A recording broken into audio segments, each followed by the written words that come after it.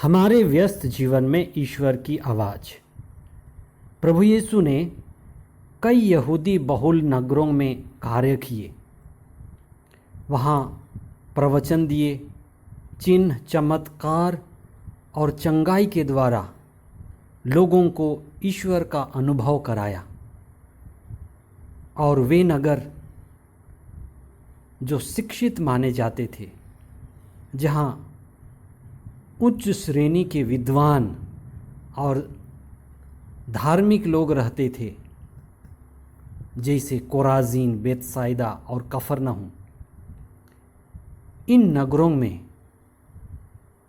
बहुत कम लोग ईश्वर की ओर मुड़े और इन नगरों में बहुत ज़्यादा चमत्कार हुआ था। उसके अनुपात में लोग ईश्वर की ओर कम मुड़े और ईश्वर से दूर ही रहे। उनके जीवन शैली में कोई बदलाव नहीं आया। इसके विपरीत तीरुस और सीदोन जैसे नगर में, जो गैर यहूदी बहुल नगर थे और वहाँ बहुत कम चिन्ह और चमत्कार हुए थे, लेकिन वहाँ भारी संख्या में लोगों का हृदय परिवर्तन हुआ, उनके जीवन में बदलाव आया और उन्होंने अपने जीवन शैली को बदला। 26वां सामान्य सप्ताह 1 अक्टूबर 2021 शुक्रवार, बालक यीशु की छोटी तेरेसा का पर्व।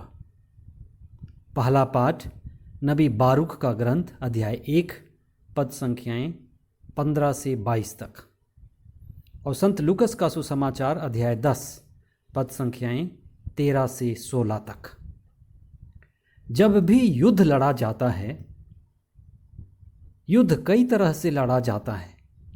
युद्ध न केवल युद्ध भूमि में गोलेबारी और बम के द्वारा लड़ा जाता है, लेकिन युद्ध विचारों के द्वारा भी लड़ा जाता है, समाचार पत्रों के द्वारा लड़ा जाता है और युद्ध विचारधाराओं की भी युद्ध है।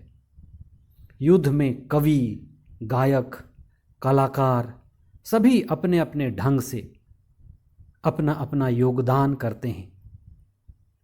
आज बालक यीशु की छोटी संत तेरेसा का पर्व है, जिसे हम प्रभु के कार्य में लगे हुए उन लोगों की संरक्षिका मानते हैं, जो विभिन्न जगहों पर विभिन्न परिस्थितियों में ईश्वर के वचन और दिव्य जीवन का साक्ष्य देते हैं। संत तेरेसा अपने जीवन काल में कभी मिशन क्षेत्र में जाकर के काम नहीं किया, लेकिन उनकी विशेषता थी कि वह मध्यस्थ प्रार्थना करती रहती थी। छोटी उम्र में ही उन्होंने धर्म संघ में सम्मिलित होकर प्रभु के प्रेम का गहराई से अनुभव किया। जब भी कि उनका स्वास्थ्य ठीक नहीं रहता था, लेकिन वो चाहती थीं कि वे विभिन्न प्रदेशों में जाकर के प्रभु के जीवन का साक्ष्य दें, लेकिन उनके खराब स्वास्थ्य के कारण वो ये नहीं कर पाई। लेकिन वे लगातार प्रार्थना करती थी कि प्रभु के साक्ष्य देने वाले पवित्र आत्मा की कृपा में सफलता पाएं। प्रभु यीशु के शिष्य और उनके चुने हुए लोग अलग अलग जगहों में विकट परिस्थितियों में प्रभु यीशु का साक्ष्य देते हैं। संत तेरेसा इसी तरह के संघर्षरत प्रभु के सेवकों के लिए लगातार पत्र लिखती थी और मध्यस्थ प्रार्थना करती थी और सभी प्रभु के कार्य करने वालों की संरक्षिका मानी जाती है। आज हम सभी प्रभु के मिशन के कार्यों में लगे हुए उन भाई बहनों के लिए मध्यस्थ प्रार्थना करें कि हम प्रभु की शिक्षा को, प्रभु के प्रेम को, प्रभु के त्याग और क्रूस बलिदान को संसार के कोने कोने तक साक्ष्य दे सकें। सुसमाचार के मुख्य अंश। धिक्कार तुम्हें खोराजीन, धिक्कार तुम्हें बेतसाइदा। जो चमत्कार तुम में किए गए हैं, यदि वे तीरुस और सीदोन में किए गए होते तो उन्होंने ना जाने कब से टाट ओढ़कर और भस्म रमाकर पश्चाताप किया होता। इसलिए न्याय के दिन तुम्हारी दशा की अपेक्षा तीरुस और सीदोन की दशा कहीं अधिक सराहनीय होगी। और तू कफरनहुम, क्या तू स्वर्ग तक ऊंचा उठाया जाएगा? नहीं, तू अधोलोक तक नीचे गिरा दिया जाएगा। जो मेरा तिरस्कार करता है वह उसका तिरस्कार करता है जिसने मुझे भेजा है।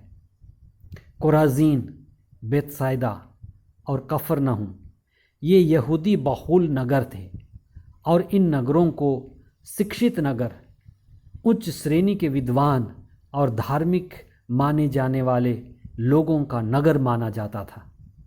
इन शहरों में ईसा ने ईश्वर के वचन की घोषणा की। कई चिन्ह, चमत्कार और चंगाई के द्वारा भी ऐसा माहौल था और ऐसा लगा कि लोग ईश्वर की ओर मुड़ेंगे, पश्चाताप करेंगे और उनकी जीवन शैली बदलेगी। लेकिन ऐसा नहीं हुआ। वे वैसे के वैसे ही रह गए। इसके ठीक विपरीत तीरुस और सीदोन, जो गैर यहूदी प्रदेश थे, जहाँ गैर यहूदी लोग निवास करते थे और वहाँ बहुत कम चिन्ह, चमत्कार और चंगाई हुए थे, लेकिन वहीं भारी संख्या में लोग ईसा के वचनों को हृदय से सुने, उन पर विश्वास किए, उनका सच्चा हृदय परिवर्तन हुआ और उनका पुराना जीवन बदल गया। इसीलिए ईसा ने गैर यहूदियों को और उन नगरों की तारीफ की है। आज के पहले पाठ में नबी बारूक लोगों की हठ धर्मिता, उनके पापमय जीवन और ईश्वर के आज्ञाओं के उल्लंघन और दुनियादारी जीवन शैली बिताने के लिए उन्हें फटकारते हैं। नबी कहते हैं कि लोग इसलिए दुखी, पीड़ित और विभिन्न विपत्तियों से गुजर रहे हैं क्योंकि उन्होंने ईश्वर को त्यागा है और ईश्वर से दूरी बना ली है। जो भी व्यक्ति, जो भी परिवार, जो ही समुदाय, समाज या देश ईश्वर को त्यागेगा, वह जल्दी या देर से रोएगा, दुखित, पीड़ित और विपत्तियों से घिरेगा, क्योंकि ईश्वर से दूर रहकर हम कुछ भी नहीं कर सकते। जैसे पती हुई पतंग गिरती ही जाती है, पतंग की हालत नीचे ही गिरना होता है, उसी तरह से जो ईश्वर से दूर है, अहंकार के द्वारा, पापों में और विभिन्न तरह के वासनाओं में फंसकर नीचे ही गिरते जाते हैं। आइए हम प्रार्थना करें। हे प्रभु यीशु, आपने हमें विश्वास का वरदान दिया है, हमारे विश्वास को और बढ़ाइए।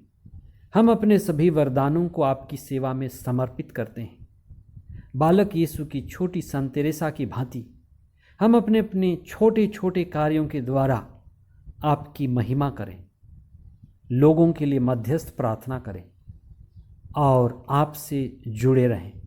ये प्रार्थना हम करते हैं हमारे प्रभु ख्रिस्त के द्वारा, आमीन।